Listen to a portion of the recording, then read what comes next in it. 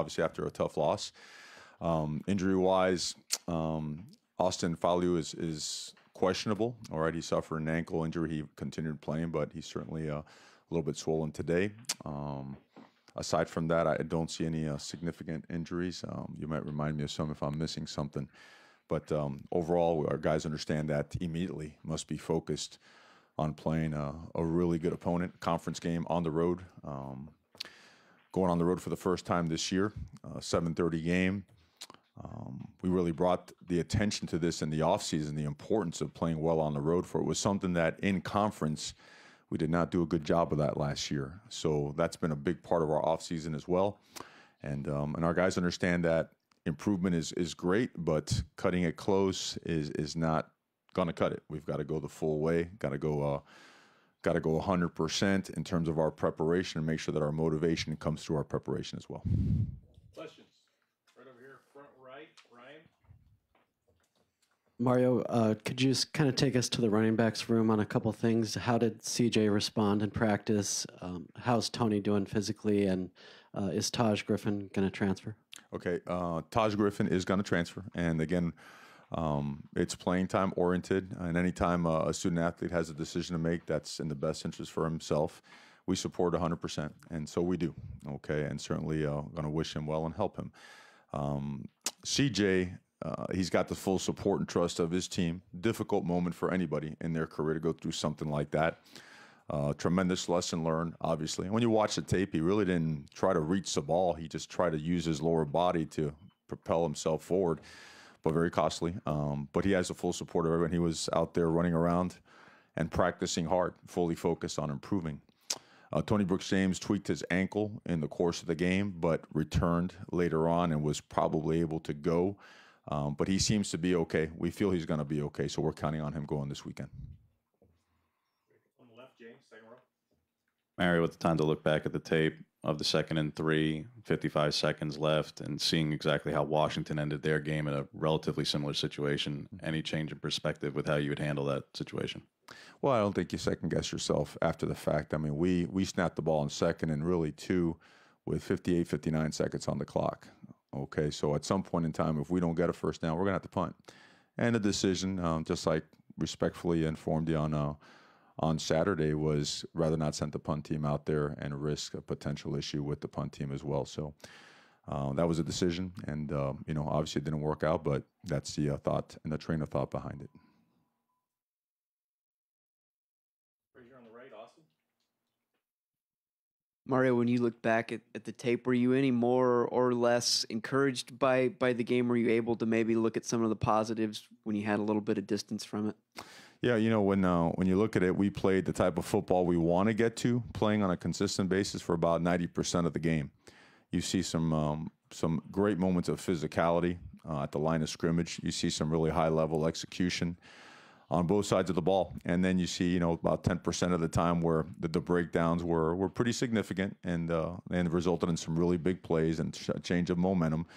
And some of them were self-inflicted, and those are the painful ones. But when you look at in terms of the way we played and how we played with passion, with intensity, with a tremendous amount of effort, you see a lot of positive things. And the biggest thing is understanding that these games, especially conference games that are just like playoff games, a full 60 minutes is a full 60 minutes. Any one play, every single one play is as important as any other one. There is no lesser importance, and you got to be able to stay focused and on task the entire time. So we're going to continue stressing that, emphasizing that, sticking by our players and making sure that we galvanize the team.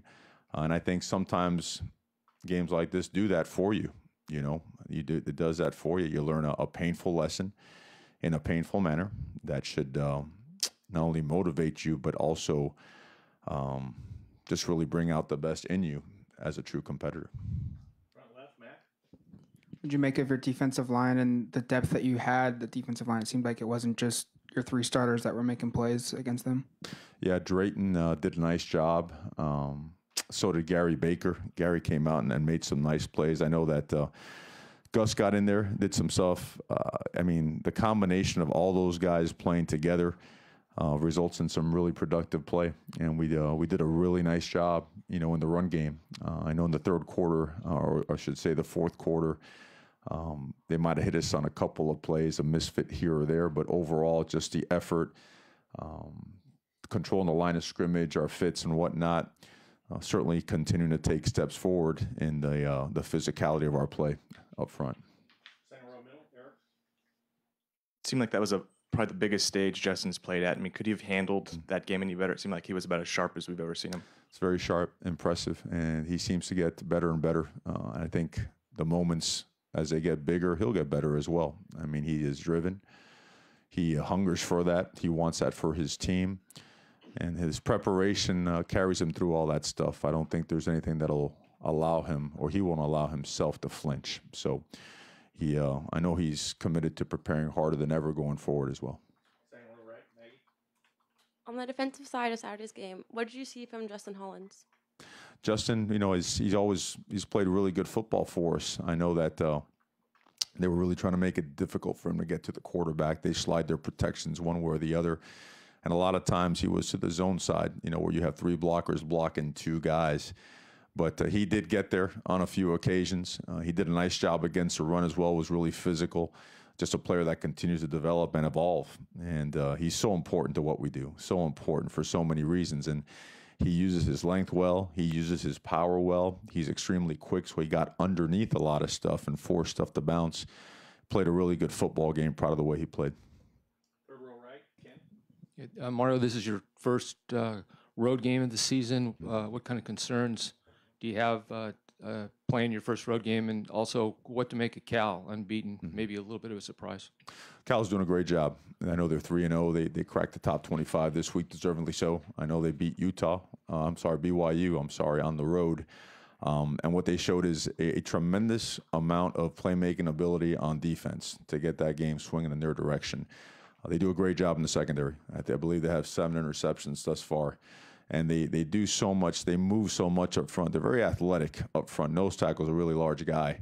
The combination of him, Blunt in the center, and the combination of all the movement that they do up front really causes some issues. And so they force those balls to bounce outside.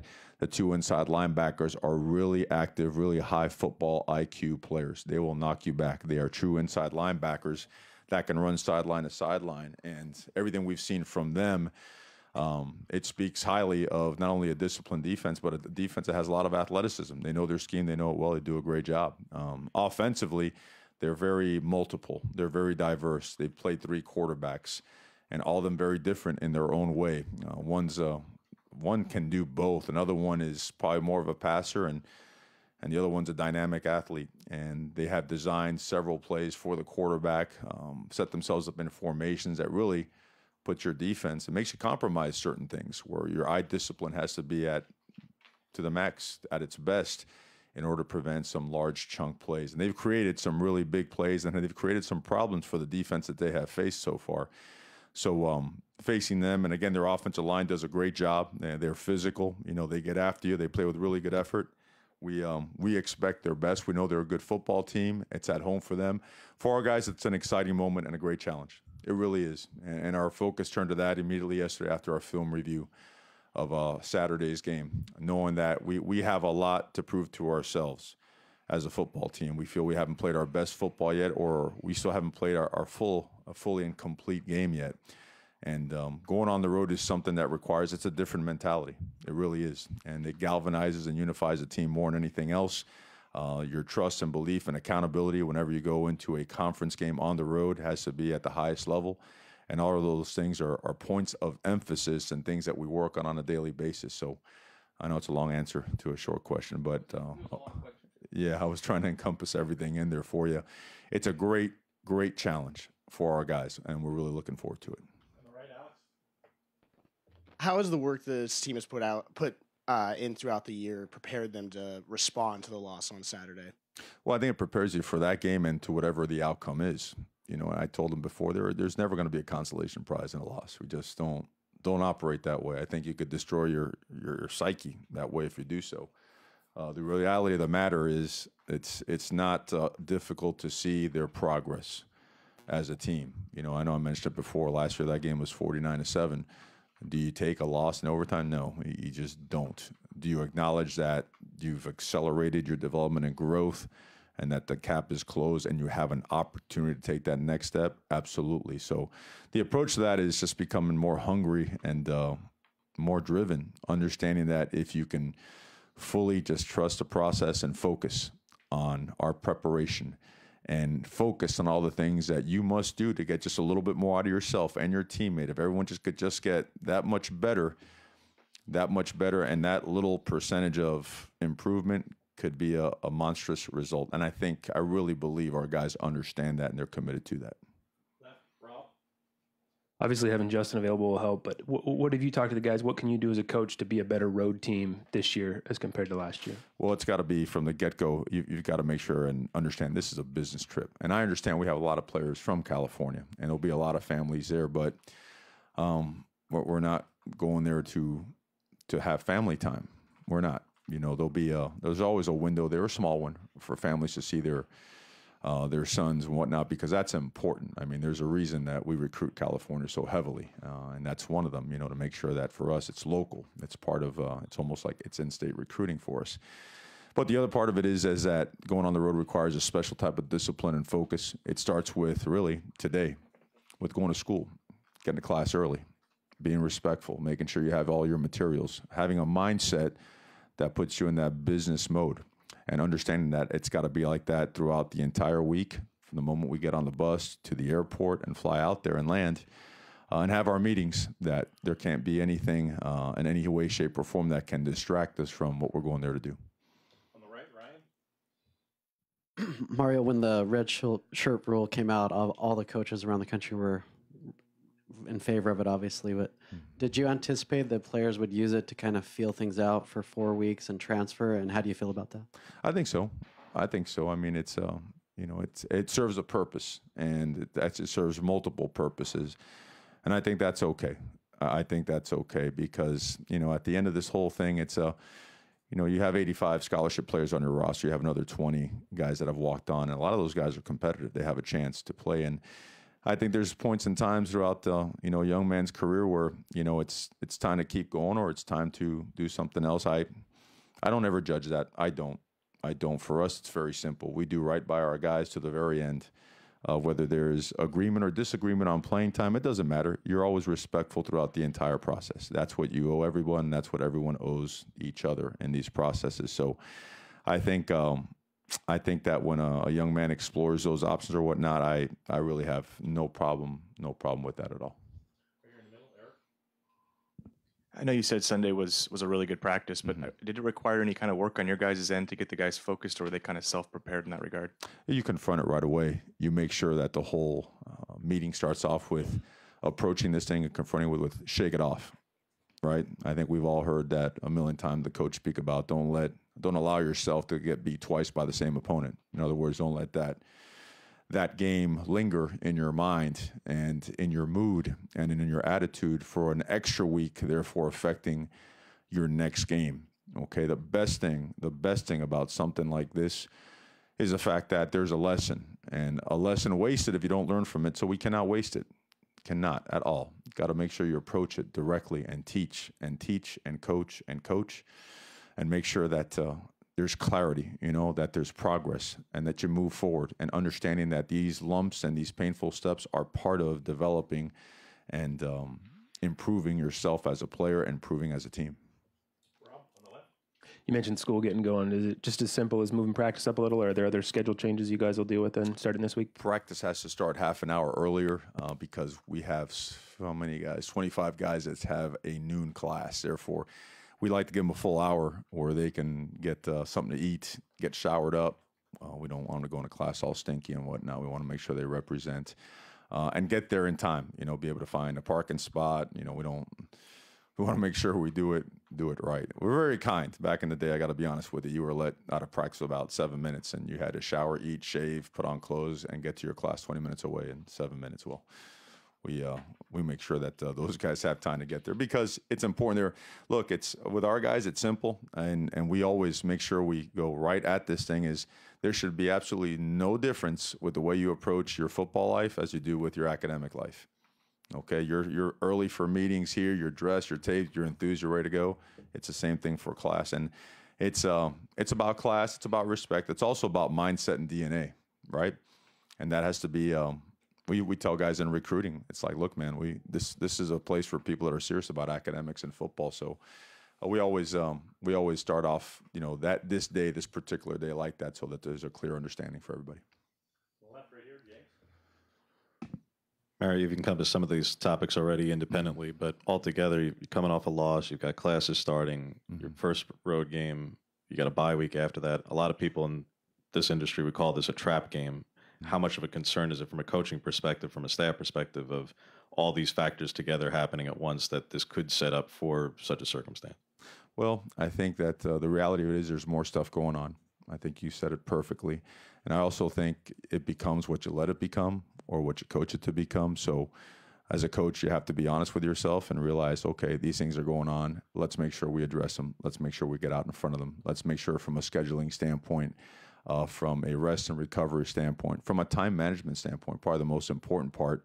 If we have classes on these days and these are our tutoring appointments and our assignments are due on these days, let's make sure that those blocks of free time are used wisely so that a guy doesn't try to make up his work on an airplane or at 2 a.m. on a Thursday night, as opposed to us making sure we manage and help them manage their time. And I mean, especially young guys. Young guys, it's kind of new for them, right? Like these young guys, they're used to going to high school, bell rings, period 2, bell rings, period 3.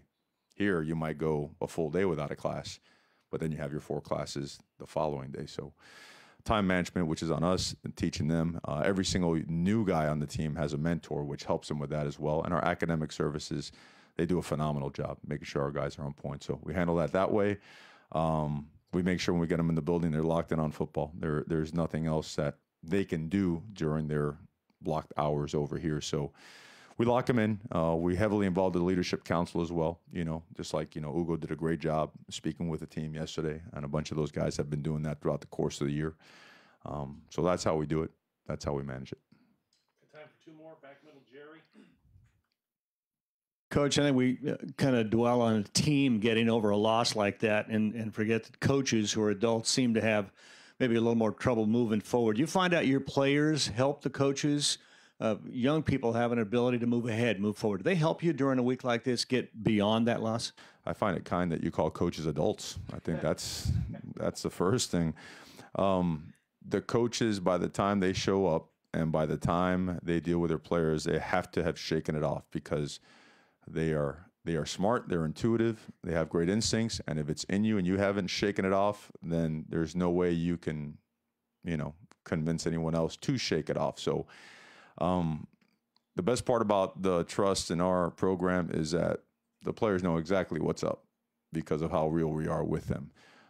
As a coach, of course, it's the hardest thing in the world, man. If you're a competitor, right? If you live and die for this stuff, it's the most painful stuff in the world. So, but you also realize what you are, what your role is, and what your responsibilities are. So you buckle up, you take it, you eat it, you learn from it, and you go. And there's no other looking back. There's no dwelling. You just roll, you roll, but you make sure that you take every lesson possible and you apply it so you can go forward and have better success next time. Last question here, Rob, on the left. Thoughts on the home field advantage you had Saturday? What did you think of the crowd? It's the best crowd in America. I think we know that from going out there early at game day. I mean, that was absolutely shocking sight in a great way, at the enthusiasm, the energy. I mean, they caused a penalty for our opponent, deep over there in their own territory. They made it an unbelievable setting. And I think one of the best things is that, being on game day and having that nationally televised game is that the entire country, was very well reminded of what Oregon is, and the fan base, the enthusiasm, the support, the affinity, the passion. It's just, it's unmatched. So it was absolutely awesome. It was absolutely awesome. Thank you, Coach. Okay. Thank you, guys. Have a good day.